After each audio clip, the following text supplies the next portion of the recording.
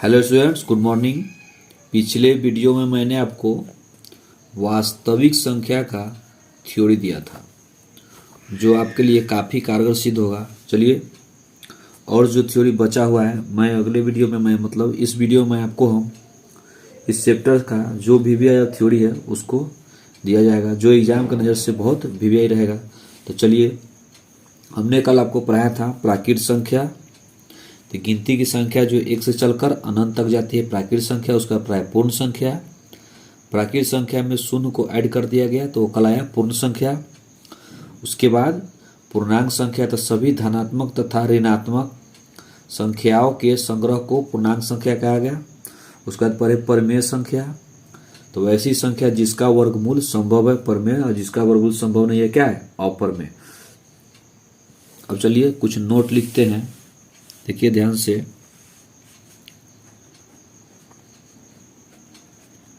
Note, सबसे छोटी अभाज्य संख्या 2 है, लिखेंगे ध्यान से। सबसे छोटी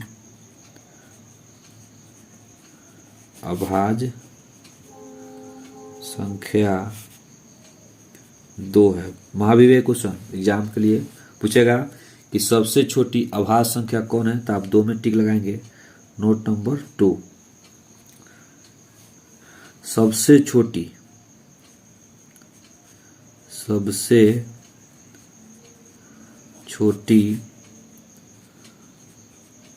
अभाज्य विषम संख्या, सबसे छोटी अभाज्य विषम संख्या 3 है। भाज्य आप समझते हैं, जिसमें भाग लग जाता है भाज्य होता है, और जो एक और स्वयं को छोड़कर किसी अन्य संख्या से न करता है क्या कहलाता है, अभाज्य संख्या। सबसे छोटी, बार बार पूछा जाता है,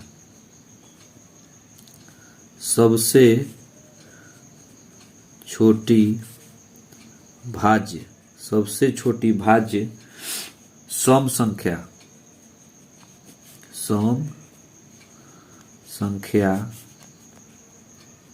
4 है। पूछेगा कि सबसे छोटी भाज्य सम संख्या कौन है, तो आपके इसमें 4 में टिक लगाएंगे ध्यान से। अगला नोट देखें,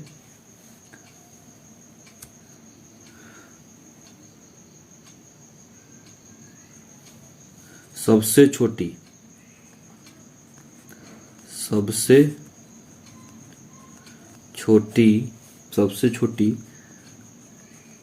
भाज्य, ये सम है, अब क्या है, विषम। सबसे छोटी भाज्य विषम संख्या, मतलब कौन ऐसा विषम संख्या है जो भाज्य भी है लेकिन सबसे छोटा है। तो ध्यान देखें 5 को देखिए, तो 5 तो नहीं है, सबसे छोटा है बच्चे 9। क्या है, 9 सबसे छोटी भाज्य विषम संख्या। और अगला लिखेंगे सअभाज्य संख्या,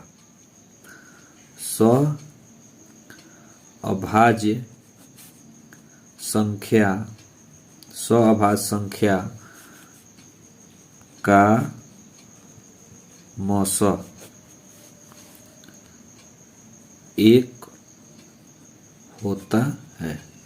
सअभाज्य संख्या बच्चे उसे कहते हैं जो एक से अधिक संख्याओं से क्या हो सकता है, कट सकता है, उसे हम सअभाज्य संख्या कहते हैं।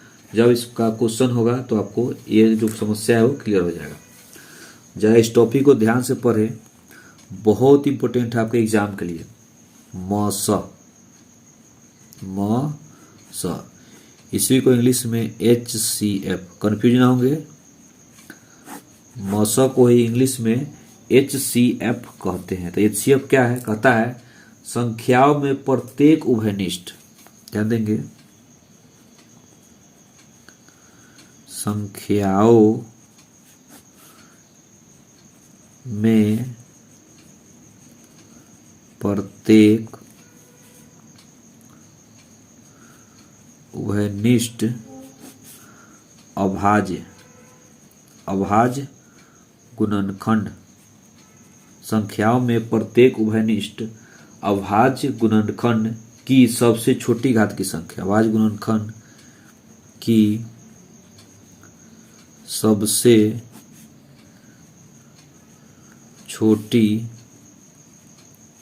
घात की संख्या, संख्याओं में प्रत्येक उभयनिष्ठ, मतलब जो दोनों में होना चाहिए। जैसे देखते हैं एग्जाम्पल समझे आप, जैसे 6 और 20 का आएगा, HCF ज्ञात करें तो क्या करेंगे, 6 का 2/3 6 हो गया, और फिर 20 को देखेंगे तो 20 का क्या होगा 10, और फिर 2 से 5, 2 पंचे 10, तो देखेंगे इसको लिखेंगे 2 के पावर 1 है, इसको 3 के पावर 1, और इसको लिख सकते हैं 2 के पावर 2 और 5 का पावर 1। तो हमको ज्ञात करना है क्या, HCF। तो 2 का पावर 1 गुना 3 का पावर 1,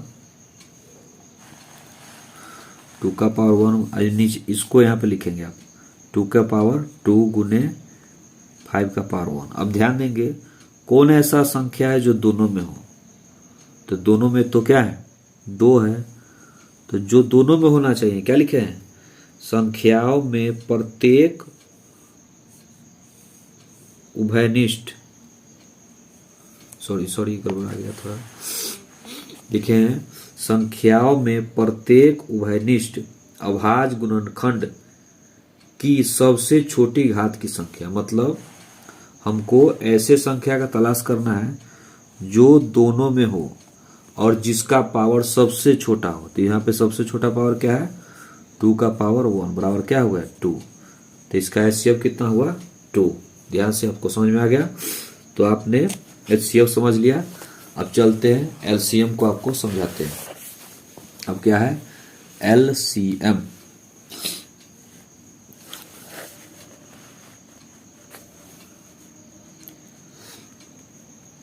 लॉसा,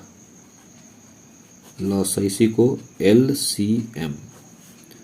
तो कुछ नहीं बच्चे, वही थ्योरी है, थोड़ा सा चेंजिंग करेंगे। संख्याओं में प्रत्येक उभयनिष्ठ क्या है, संख्याओं में प्रत्येक उभयनिष्ठ, संख्याओं में प्रत्येक उभयनिष्ठ अभाज्य गुणनखंड की, अभाज्य गुणनखंड की सबसे बड़ी घात की संख्या। जैसे पीछे वाले क्वेश्चन को हम फिर से देखते हैं। हम क्या लिए थे 6 और 20, तो हमने 6 का LCM निकाला तो 2 3 और 20 का निकाला तो क्या आया 2 10 और 2 5। तो यहाँ पे हमने देखा था 2 का पावर 1 गुने 3 का पावर 1, और यहाँ पर देखिए 2 का पावर 2 गुने 5 का पावर 1।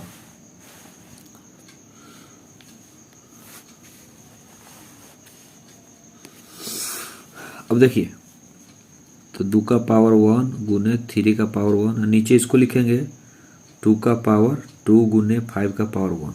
अब क्या देखना है, जो दोनों में हो,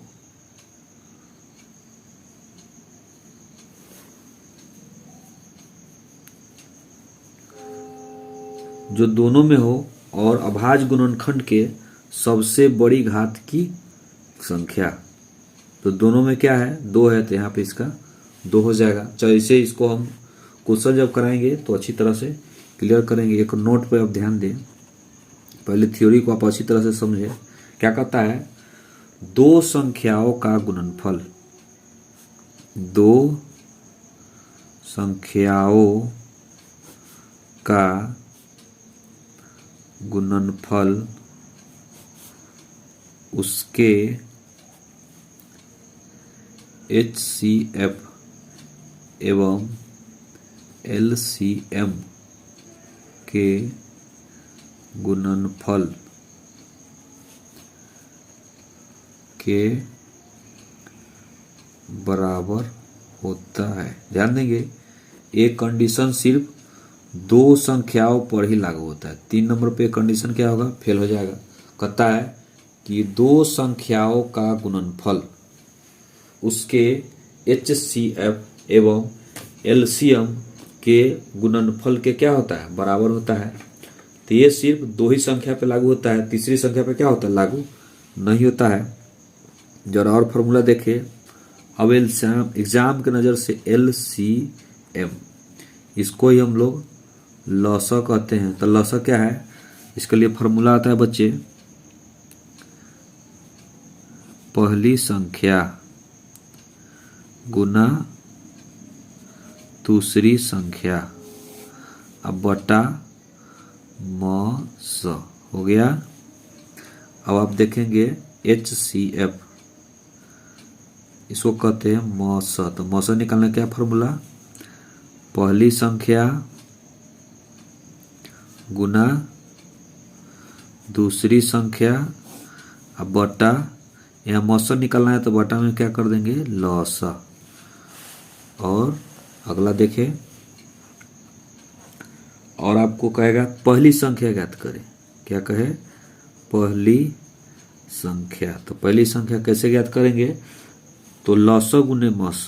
क्या करेंगे, लॉसा गुने मस, अब बटा पहली है यहाँ लगा देंगे दूसरी संख्या। ठीक है। अगर आपको एग्जाम में कह दे कि डी नंबर दूसरी संख्या ज्ञात करें, दूसरी संख्या, बच्चे इसके लिए भी वही थ्योरी है, लॉस गुने मस बटा पहली संख्या। तो इसको ध्यान से पढ़े और अगले वीडियो में मैं आपको आगे इसे जो भी ऑब्जेक्टिव का थ्योरी है उसका दिया जाएगा और इसके बाद आपको ऑब्जेक्टिव क्वेश्चन कराया जाएगा। चलिए।